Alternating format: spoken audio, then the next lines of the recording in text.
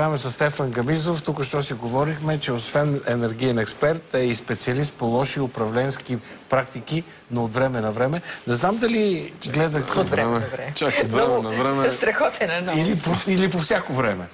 Когато имаме бизнес, като ме помолят партньорите да направим някакво вътрешно разследване в някой проект, дето правиме, дето те правят, да работиме. Това включваме се. Обаче да ви питам, Яне Янев, гледахте ли го в това студио? Не. Бях в чужбина, за съжаление. Аз се прибирам, както се пошегуваха от едно далечно място. И хората около мене се шегуваха да не се прибираш от плажа. Аз казвам, не от сметището до столицата се прибирам, че строят един тец там. Не е същото просто. Добре, аз ще го цитирам обаче, за да припомня на зрителите и да ви кажа и на вас. Като класик ще го цитирам. Да, като класик ще го цитирам. Той казва, че енергийната мафия в България е непобедима.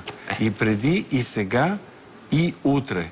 И казва, че в никакъв случай не се е родил човека, който може да победи това същество, наречено енергийна мафия. Ще ви отговоря веднага. Възможно ли е това да е така? Ще ви отговоря веднага с комплимент към вашата колежка. Терминът енергийна мафия беше дефиниран от мен преди 5 или 6 години и основна заслуга медийна има госпожа Ризова, с която много пъти сме говорили на тата. Много добре познавам практиката на въпросните хора. Те не са нищо, кой знае какво впечатляващо, освен че правят така наречените престъпления на белия кички, което съвременната криминология много хубаво ги описала. Има съвременна методология. Дори аз в времената, когато бях доста по-млад и доста по-наивен, се опитах да доведа една консултантска компания от чужбина, която да въведе тази методология в ДАНС, срещу което щяха буквално българските служби за сигурност да ме издадат. Нали, казвам го в алегоричния смисъл. Не помагахте ли на службите в този случай? Ние просто искахме да доведем компания, която създава методология за обучение на служители, как да се борят с такъв тип престъпления. Защото те са много специфични престъпления. Ти не се бориш срещу хора, които са... Ли беше? Да. Това си беше паралелен ДАНС. Не беше паралелен. Това бяха фантасмагориите на разни хора, които не можеха да се ориентират за какво става дума. Това беше една толкова обичайно изпитана практика в толкова много държави по света, като не знаеш как да се бориш с един тип престъпност, довеждаш някой, който ти обучава специализирания състав, дали ще бъдат прокурори, съдии или разследващи там каквито са. И хората почват да разбират за какво става дума. Естествено, покрай цялата тая история ти не само ги обучаваш, а създаваш и система за разследване на това нещо. Нали, не можеш да разследваш в енергетиката престъпления, ако примерно не наемеш инженери, които са топлоенергетици и ги направиш агенти на службите или разследващи, защото в момента, знаете ли, аз точно това се чудех. Чудя си изобщо как работи по принцип прокуратурата, при условие, че толкова специфични престъпления разследва. Не, говоря по принцип, не го казвам като оценка. Това е специфична работа. Вижте, те нищо не разбират това нещо. Разследват в момента. Не обиждам никой, не искам това. Аз дори днеска идвам такъв... Искам да съм много добронамерен, не в обичайния си нападателен стил. Така, нищо не разбират от това нещо. Значи, за да седнеш да разбираш в енергетиката какво се случва. Но отговорихте на въпроса, мафията ще оцелее ли и на кога ще оцелее? Не може да оцелее по обективни причини, защото тя убива тялото. Тя е вирус и тя съществува в вируса на обществото. Връзката между енергетика и общество. Те са на път да убият първо енергийната система, защото нека е в ефективен фалит. И след всичките тия лудости, които извършиха последните години след 2001 година, когато стартираха нещата, нека не може да оцелее вече. Той ще се срути. Въпрос на време. От друга страна пък обществото не може да понесе тия сметки за електричество, защото между другото ЧЕЗ прави... Не си спомням кой менеджер беше, но мисля на EVN, където казаха една голяма истина, която хората трябва да разберат. Ние сме енергийно бедни. А ние сме енергийно бедни, защото сметките ни за енергийни нужди надхвърлят колосално нормалния процент спрямо доходите ни. Така че той каза, че не сметките са високи, а че ние сме бедни и не можем да си ги плащаме. Вижте, има нещо много по-специфично в цялата история. Сметките са ни високи, защото тази спекула в България, че единичната цена на енергията на 1 киловатт-час е малка. Наистина е малка? Не, тя е малка наистина. Обаче накрая се гледа абсолютната стойност на сметката. Ако ви донеса сметка от Италия... ако ви донеса сметка от Италия или от Швейцария, ще видите, че много често сметките в Италия и в Швейцария, независимо, че единичната стойност е по-висока, е по-ниска от България. Това заради добавките ли става? Не само заради добавките, ами заради целият този... Вижте, сега вече ще стана невъзпитан, заради това малоумие, което цари в енергетиката. Значи в енергетиката от производството на енергия през преноса на енергия на високо, средно и ниско напрежение, разпределение и всичко останало е един, аз по-рано го наричах хаос, но това не е честно. Истината е, че е малоумие. Защото те отказват всичките тези хора да спазват нормалните практики по света. Просто отказват, те ги саботират. Регулатора не желае... Ако световна практика, не е малумие. Ако саботираш световна практика, не може да бъде от малумие, господин Газамизов. Това трябва да бъде съзнателен акт. Не, аз вярвах, че е съзнателен акт, но стигнах до извода, че не може да наречеш самоубийството, така как да кажа, умен съзнателен акт. Нормалните хора не искат да умрат. Но в същото време се печелят много пари. Не се печелят, а се крадат. Защото ако го наречем печелене, значи това е законен и легитимен бизнес. Крадат се. Приемам поправката. Крадат се. Много пари се крадат. И сега какво се случва с това, което прави прокуратурата? Има две версии. Едното е, че най-после прокуратурата започва да работи, защото всички знаем, че там нещичко мириш. Какво е? Ще стане ясно.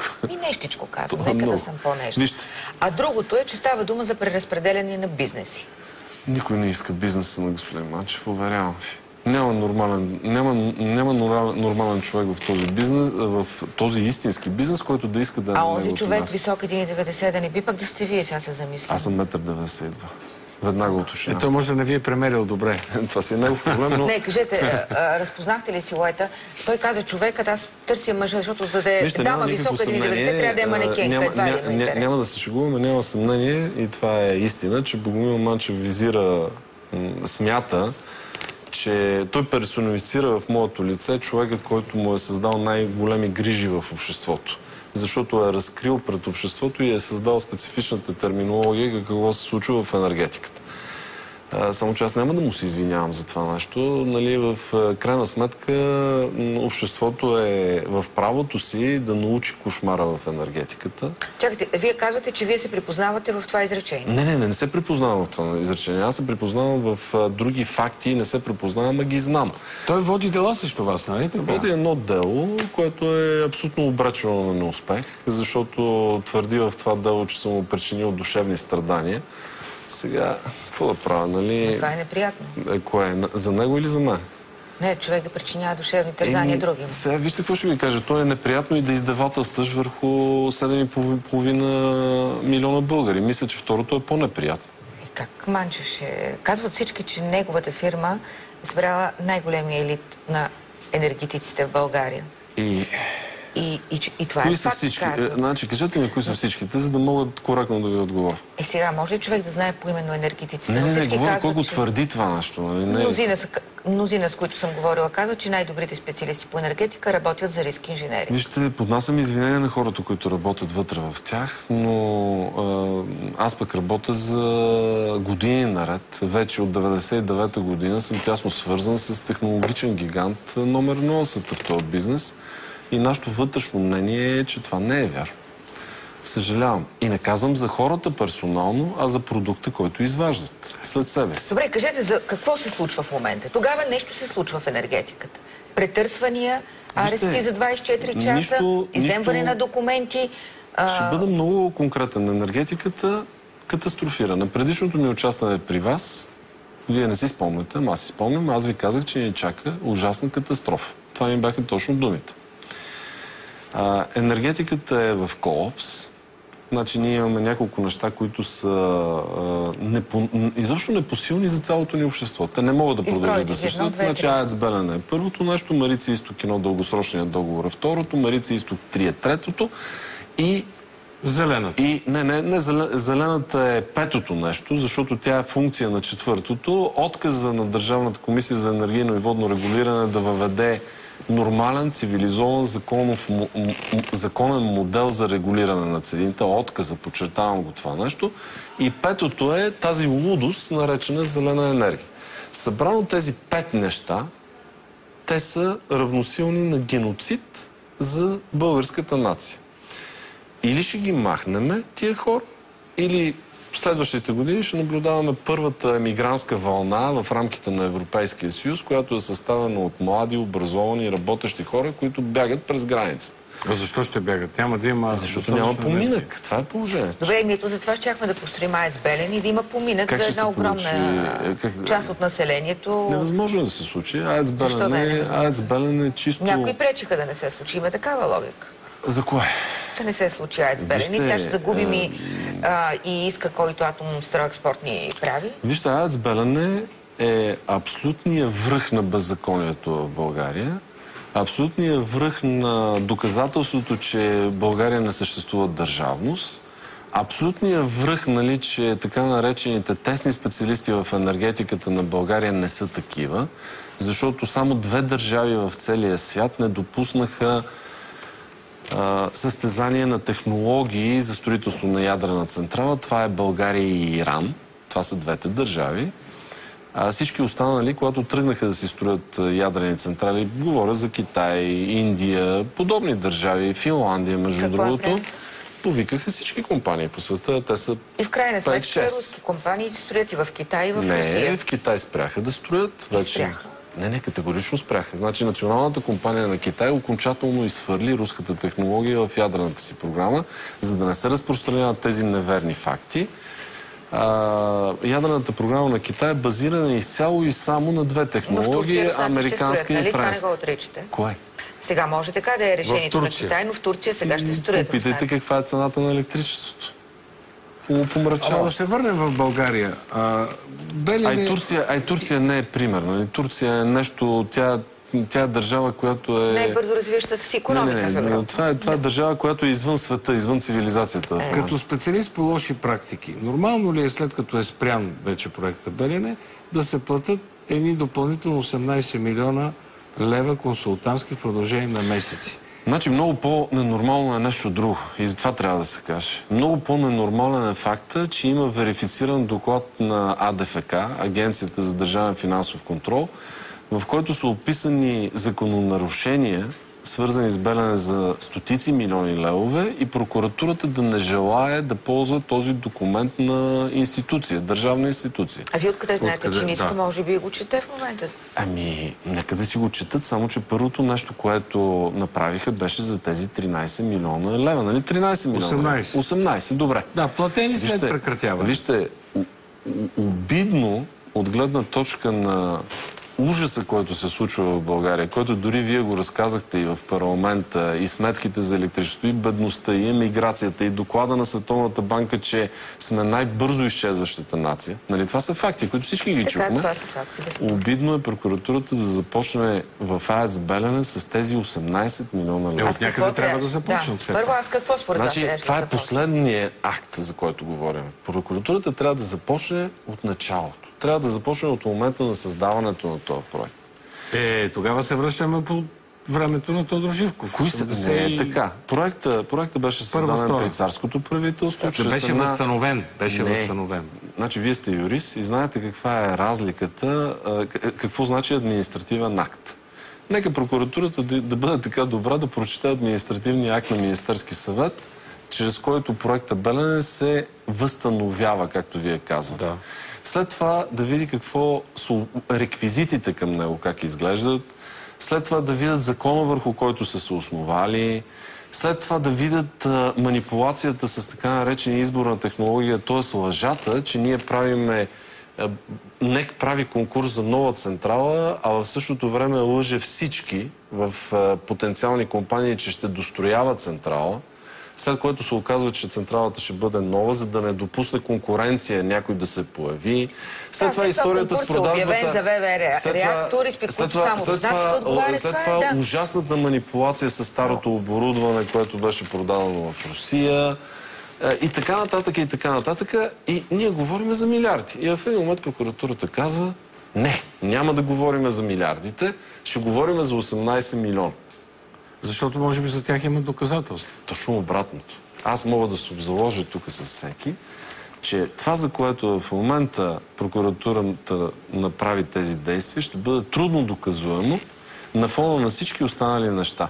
Защото ако вземеш доклад доказваш злоупотреби за много стотици милиони. Кога е този доклад? Беше от малко преди да падне правителството. Аз лично си го свалих от сайта на Народното събрание. Чета си го редовно. Изчезна от сайта на Народното събрание, но аз си го имам на компютъра, чета си го. Занесете го все пак в прокуратурата. Е готово. Господин Цацаров не желая да разговаря с такива неприятни хора. Ама защо трябва да разговаря с вас? Има приемна. Има приемна прокуратурата. Има мейл. Значи, вижте,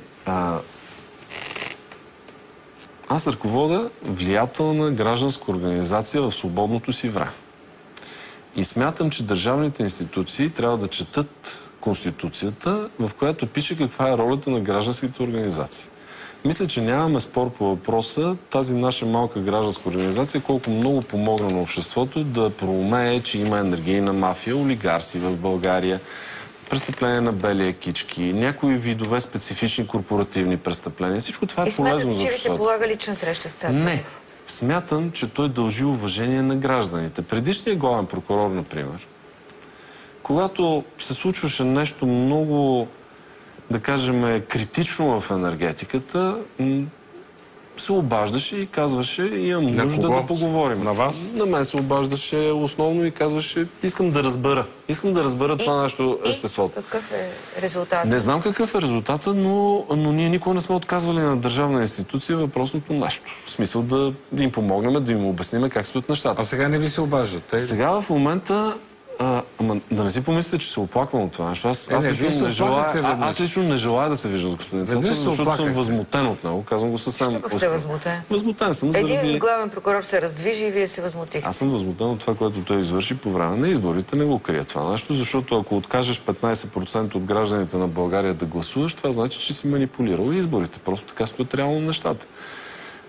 Ако имаше силното желание да залови в печатницата тези, които ще извършат манипулацията, да беше изчакал 24 часа, да бяха минали изборите, да беше позволил на гражданите на България да достигне активността не 50%, а 65%, след което да залови бандитите, които щяха да нарушат закона и щеше да възтържествува справедливостта. Но очевидно целта не е била да възтържествува справедливостта, а да бъде осигурен изборния резултат в определена посока. В крайна сметка, вижте, нека да сме честни. Изборите в Германия минаха преди една седмица.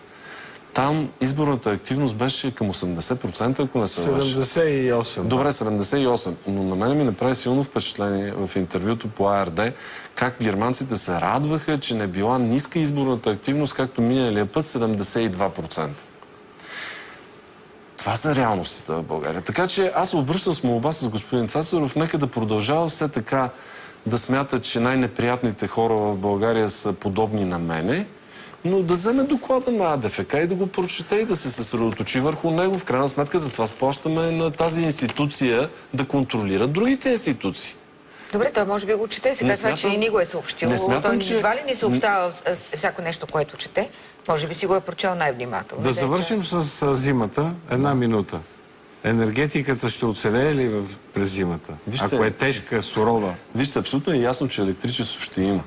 Само, че големия въпрос е дали ще има хора, които да го потребяват. Дай Боже. Младите хора напускат България. Това е положението. Искам да ви кажа един прост факт. Аз пътувам всяка седмица по работа в чужбина. Когато се качвате в самолета да излитате от България, самолетите в България са претъпкани. Това не ми се е случвало никога през последните 6 години, откакто пътувам. А на връщане? На връщане самолетите са или на 1/3, или на половина. А нашите политици през това време, плюс господин Цацаров, плюс разни други влиятелни фактори... Той не е политик? Не, казвам плюс господин Цацаров, не е политик. Вместо да се занимават с този фундаментален и ужасяващ въпрос, че в един момент в България ще останат само пенсионери и неработещи хора, гледам ги днеска в парламента. Всъщност вие разказахте какво се случва, след това някакви сапунки се разиграват. Изобщо нещата вървят в един вид, в който аз искам само нещо да ги попитам. Да не са взели пари да затваряме тази държава. Питам ги абсолютно сериозно. Някой да им е платил. Питам ги съвсем сериозно. Да не би някой да им е платил да затворим тая държава и може би на мен ще ми остане, нали се занимавам с енергетиката, ролята да ходим да свалиме бушона. Благодаря ви.